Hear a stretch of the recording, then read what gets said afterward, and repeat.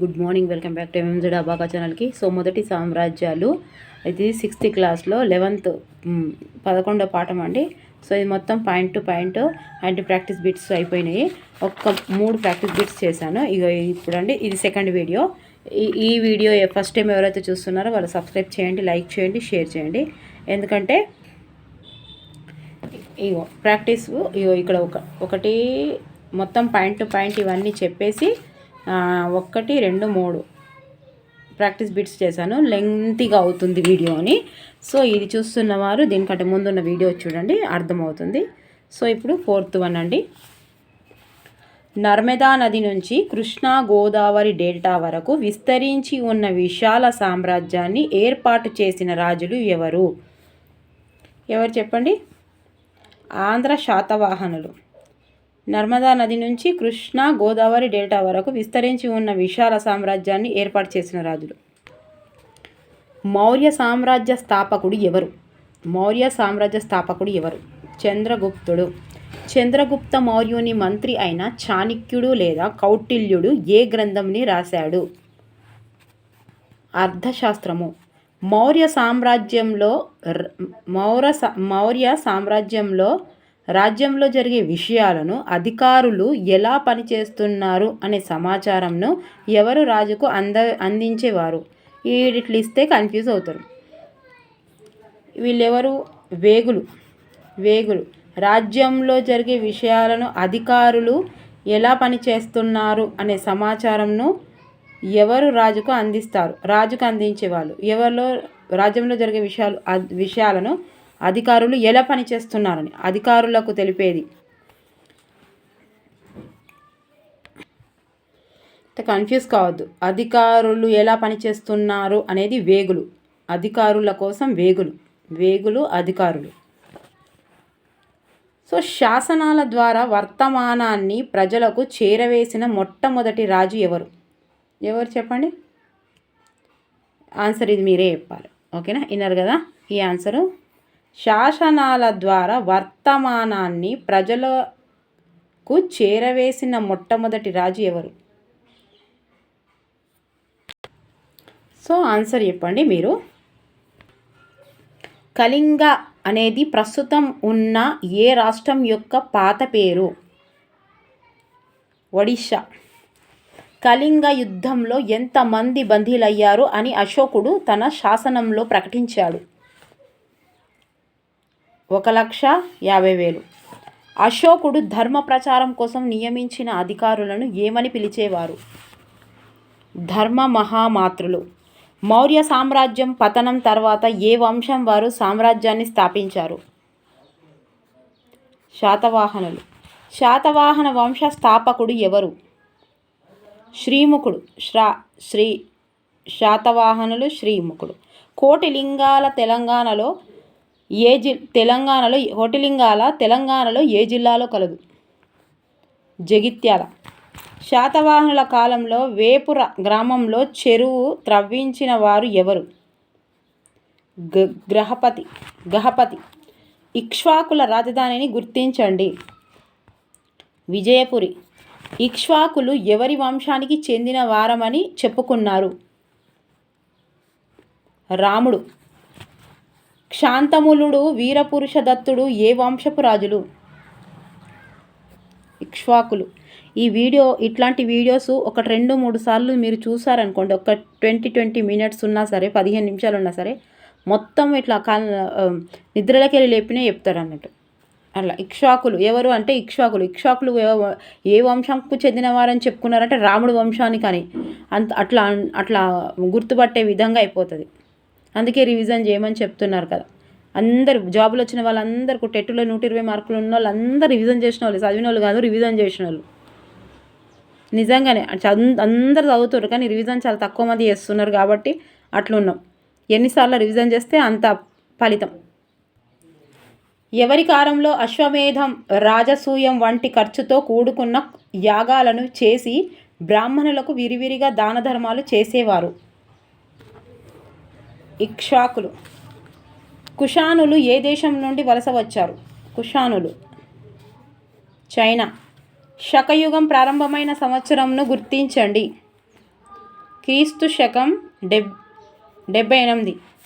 ఢిల్లీలో కుతుబ్ మినార్ ప్రాంగణంలో ఉన్న మొహ్రూలి ఇనుప స్తంభాన్ని ఎవరు ఏర్పాటు చేశారు? 2వ చంద్రగుప్తుడు. వైష్ణవ మరియు శైవ మతాలను పోషిస్తూ విష్ణువు శివదుర్గమాతల అవతారాలను సంబంధించిన దేవాలయాలను నిర్మించిన రాజు ఎవరు? గుప్తులు. నాగార్జున కొండలో అతిపెద్ద ఆరామం స్తూపంను నిర్మించిన రాజులు ఎవరు? ఇక్ష్వాకులు. అశోకుని శాసనాలు చాలా వరకు ఏ భాషలో ఉన్నాయి? ఏ మరియు బి. ప్రాకృతం, బ్రహ్మలిపి. ఆన్సర్ ఏ మరియు బి. మౌర్యుల తర్వాత ఆంధ్ర శాతవాహనులు ఏ నది నుంచి కృష్ణా గోదావరి డెల్టా వరకు విస్తరించి ఉన్న విశాల సామ్రాజ్యాన్ని ఏర్పాటు చేసుకున్నారు? నర్మదా నది. శాతవాహనుల కాలంలో చాలామంది గృహపతులు వారి కుటుంబంలోని మహిళలు వ్యాపారస్తులు ఏ ప్రదేశంలో బౌద్ధ ఆరామాలను స్తూపాలను నిర్మించడానికి సహకరించారు? సో ఈ పైవన్నీ అమరావతి, బ్రట్టిప్రోలు, వడ్లమాను పైవన్నట. శాతవాహనులు ఏ ప్రాంతం వారితో వ్యాపారం చేసేవారు? ఏ మరియు బి. బెంగాల్, రోమ్. ఆన్సర్ ఏ రాజులు ఇతర తెగల వారిని వివాహాలు చేసుకోవడం ద్వారా వివిధ తెగల పెద్దలను చిన్న రాజులను కలిపే ప్రయత్నం చేశారు? ఇక్ష్వాకులు. ఏ వంశపు రాజులు నాగార్జున కొండలో అతిపెద్ద ఆరామం స్తూపమును నిర్మించారు? ఇక్ష్వాకులు. కుషాన్ రాజులలో ఏ చక్రవర్తి పట్టాభిషేకం చేసుకొని అధికారంలోకి వచ్చిన సంవత్సరం నుండి ప్రారంభమయ్యింది కావున దీనిని శకయుగం లేదా శకాబ్దం అంటారు? కనిష్కుడు. భారతదేశంలో ఎవరి కాలంలో బంగారం ప్రవహించినది అని చెప్పవచ్చు? ఉత్తర భారతదేశంలో గుజరాత్ నుండి బెంగాల్ వరకు, ఢిల్లీ నుండి నేటి మధ్యప్రదేశ్ వరకు పూర్తి ఆధిపత్యాన్ని వహించినది ఎవరు? ఏ వంశపు రాజులు స్నేహంగా ఉన్నవారికి బ్రాహ్మణులకు పూర్తి పరిపాలన అధికారాలతో గ్రామాలను ఇచ్చేవారు? గుప్తులు. గుప్తుల కాలంలోని దేవాలయాలు చాలా వరకు ఏ దేవునికి చెందినవి? డి. ఏ మరియు బి. విష్ణువు, శివుడు. ఏ వంశపు స్త్రీలు బౌద్ధ గురువులను ఆరాధిస్తూ స్తూపాల నిర్మాణానికి, బౌద్ధ ఆరామాల నిర్మాణానికి అధిక మొత్తంలో విరాళాలు ఇచ్చేవారు? ఇక్ష్వాకులు. ఆఫ్ఘనిస్తాన్లోని ఏ నది పరివాహక ప్రాంతాలను కుషానులు పాలించారు? ఆక్సన్. ఢిల్లీలో కుతుబ్ మినార్ ప్రాంగణంలో ఉన్న మొహ్రూలి ఇనుప స్తంభం ఎన్ని సంవత్సరాల క్రితంది? 1700 సంవత్సరాల. ప్రతి ఒక్కరూ ఇతరుల మతాన్ని గౌరవించాలి అని చాటి చెప్పిన రాజు ఎవరు?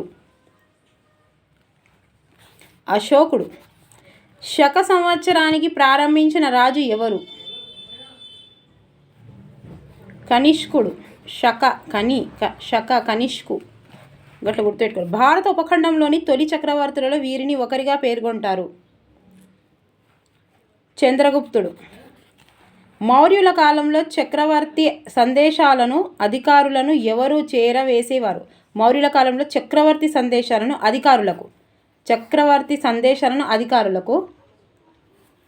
దూతలు. వేగులు దేనికేస్తారు చెప్పండి మళ్ళీ, ఇప్పుడు చెప్పండి. వేగులో ఎవరిని అంటారు? దూతలు అంటే చక్రవర్తి సందేశాలను అధికారులకు తెలియజేసేది. మరి వేగులు ఎవరు చెప్పాలి, రాయండి కామెంట్ బాక్స్లో ప్లీజ్. మౌర్య సామ్రాజ్య రాజైన అశోకుడు చక్రవర్తి అయిన ఎన్ని సంవత్సరాలకు కళింగను జయించాడు? 8 సంవత్సరాలకు. కళింగ యుద్ధంలో ఎంతమందికి పైగా సైనికులు చనిపోయారు అని అశోకుడు తన శాసనంలో ప్రకటించాడు? 1,00,000కు పైగా. ధమ్మ అనే ప్రాకృత పదానికి సంస్కృతంలో సమాన పదంను గుర్తించండి. ధర్మం. దమ్మ అనేది ఏ భాషా పదం? ప్రాకృతికం. అశోకుడు తన ధర్మాన్ని వ్యాప్తి చేయడానికి రాయబారులను ఏ దేశానికి పంపించేవాడు? పైవన్నీ. Sri Lanka, Syria, Egypt, Greece. Answer is పైవన్నీ.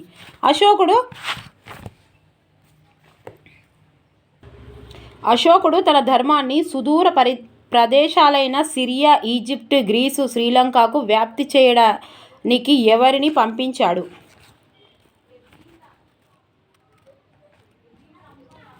గవర్నర్లు. తమ మతాన్ని పొగిడి ఇతరుల మతాన్ని విమర్శించేవారు తమ మతానికి తీవ్ర హాని చేస్తున్నారు అన్నది ఎవరు? అశోకుడు. ఏ మగధరాజు తర్వాత మౌర్య చంద్రగుప్తుడు మగధకు రాజు అయ్యాడు? మహాపద్మానందుడు. ఏ మౌర్యరాజు ఆస్థానంలో ఉండి గ్రీకు రాయబారి అయిన మెగాస్తీన్ ఇండికా అనే పుస్తకంని రాశాడు? చంద్రగుప్తుడు. మౌర్యుల కాలంలో ఇతర ప్రాంతాలను ప్రదేశాలను పరిపాలించడానికి రాజకుమారులను పంపేవారు. వీరికి ఏ విధంగా పిలిచేవారు? గవర్నర్లు. శాతవాహనుల పాలన 2000 సంవత్సరాల క్రితం ఎన్ని సంవత్సరాల పాటు కొనసాగింది? 200 సంవత్సరాలు. శాతవాహనుల రాజధానిని గుర్తించండి. ధాన్యకటకం. ధాన్యకటకం ఏ నది ఒడ్డున కలదు? కృష్ణానది. క్రింద ఉన్న ఏ నగరం శాతవాహన వంశస్థులకు తొలి రాజధానిగా ఉండేది? కోటిలింగాల. శాతవాహనుల తొలి రాజధాని అయిన కోటిలింగాల తెలంగాణలోని ఏ ప్రాజెక్టుకు ఎగువన కలదు? శ్రీపాద ఎల్లం ప్రాజెక్ట్. శాతవాహనుల కాలంలోని వేపూర గ్రామంలో ఏ తెగ నివసించేది? కాంత.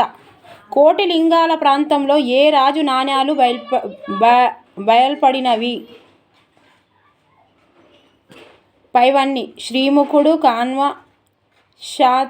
శాతకర్ణి. పైవన్నీ. ఆన్సర్.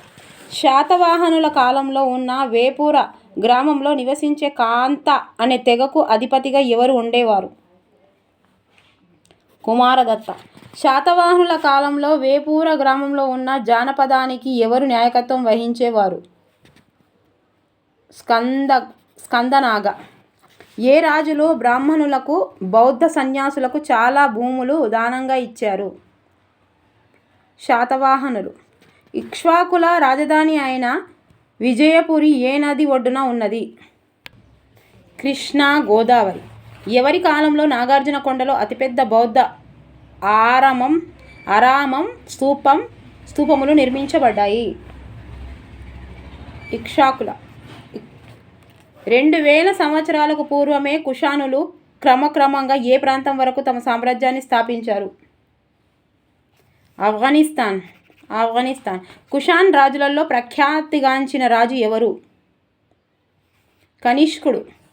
ఏ వంశపు రాజుల కాలంలో భారతదేశము, చైనా, ఇరాన్, రోమ్లలో విరివిరిగా వ్యాపారం జరిగేది? కుషానులు. గుప్తులు నేటి ఏ రాష్ట్రంలో ఉన్న చిన్న రాజ్యాన్ని పరిపాలించడం ద్వారా వారి పాలనను ప్రారంభించారు? బీహార్. భారత రాజకీయ వ్యవస్థలో 2 కొత్త విధానాలను ప్రవేశపెట్టిన వారుగా ఏ వంశపు రాజులు ప్రసిద్ధిగాంచారు? గుప్తులు. మధ్యప్రదేశ్లోని దియాగర్, ఉదయగిరిలో, ఉత్తరప్రదేశ్లోని బ్రిటిగామ్, ఎరాన్లలో దేవాలయాలను నిర్మించిన రాజు ఎవరు?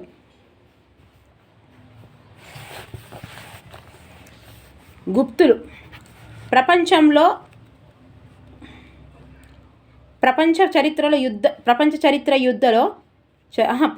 చరిత్రలో యుద్ధంలో విజయాన్ని పొంది యుద్ధాలను స్వస్తి పలికిన రాజు ఎవరు? ఆన్సర్ రాయాలి. ఫస్ట్ ఆన్సర్ చెప్పిన ఒకటి చెప్పేది ఉంది, మీరు ఇది కూడా ఇంకో ఆన్సర్ చెప్పండి ప్లీజ్. అశోకుని సామ్రాజ్యం ఉత్తరంలో ఆఫ్ఘనిస్తాన్ నుండి దక్షిణం మైసూర్ వరకు, పడమరన ఎక్కడి నుండి తూర్పున బంగ్లాదేశ్ వరకు వ్యాపించి ఉంది. బెలుజిస్తాన్ మ్యాప్ చూడాల్సిందే తప్పకుండా. ధాన్య కటకం ఏ వంశపు రాజులకు రాజధానిగా ఉండేది? శాతవాహనులు. ఇంపార్టెంట్. బానిసలు సేవకులతో సౌమ్యంగా వ్యవహరించాలని, పెద్దలను గౌరవించాలని, అన్ని జీవుల పట్ల దయతో ఉండాలని, బ్రాహ్మణులకు సన్యాసులకు కానుకలు ఇవ్వాలని ప్రజలు బోధించిన రాజు ఎవరు? సి. బౌద్ధ స్తూపాలు, విహారాలు, చైత్యాలు మన రాష్ట్రంలో బయలుపడిన ప్రదేశము గుర్తించండి. పైవన్నీ: ఫణిగిరి, నేలకొండపల్లి, కొండాపూర్, ధూళికట్ట, పెద్ద బంకూర్, కీసరగుట్ట. పైవన్నీ. ఆన్సర్ ఈజ్ పైవన్నీ. రామాయణంలోని రాముని వంశానికి చెందిన వారమని ఏ వంశపు రాజులు చెప్పుకున్నారు? సి. ఇక్ష్వాకులు. ఓకే, ఇది ఇంతవరకు అయిపోయాయండి ఇవి బిట్స్. ఫస్ట్ ఈ వీడియో చూసిన వాళ్ళు తప్పకుండా పాయింట్ టు పాయింట్ వీడియో చూడండి, కొంచెం రివిజన్ అవుతుంది. మ్యాప్ చూడవలసిందేనండి, ప్రతి ఒక్కటి చూస్తే తొందరగా అర్థమవుతుంది. సో ఎక్కడైనా చూడండి, ఎక్కడైనా నా పలకడం స్పష్టంగా రాకపోతే కూడా ఎవరు ఏమనుకోదు. తప్పకుండా ప్లీజ్ ఒక లైక్ చేయండి, సబ్స్క్రైబ్ చేయండి, షేర్ చేయండి.